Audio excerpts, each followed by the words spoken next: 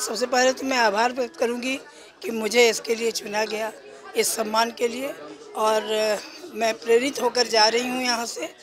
और आज हमारे जो श्री बाबू थे उनको नमन करते हुए और उनको याद कर रही हूँ और स्मरण कर रही हूँ, और यही सोचती हूँ कि उनकी कर्मठता और उनके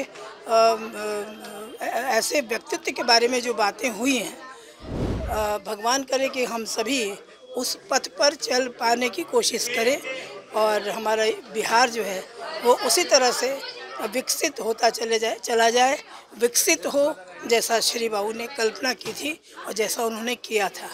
और हम उम्मीद करते हैं कि हम बिहार विकसित है, बिहार विकसित और होगा यदि हम सभी मिलजुल कर इसमें कार्यरत हों। तो ठोस कदम उठाने की ज़रूरत है। पहले के बिहार और आज के बिहार को किस तरह से शिवराज सिन्हा जी देखती हैं? देखिए, पहले के बिहार में मैं तो कला क्षेत्र से हूँ, सिंगिंग क्षेत्र से हूँ। तो बिहार को बहुत पहले अगर देखेंगे आप तो मुझे लगता है कि बहुत चीज़ों में बहुत शुद्धता थी, जो अब कमी आई है बहुत चीज़ों में, मगर बहुत चीज़ों में बढ़ोतरी भी हुई है।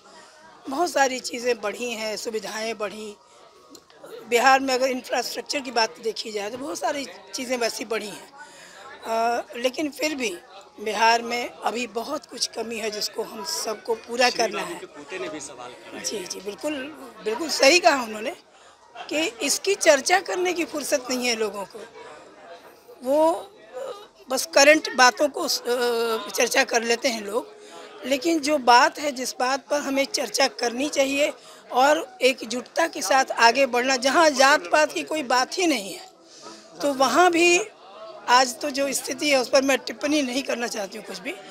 तो लेकिन सारी बातों को, जैसा कि महामहिम जी ने भी कहा कि सभी बातों को छोड़कर हमें एकजुट होकर के बढ़ना चाहिए।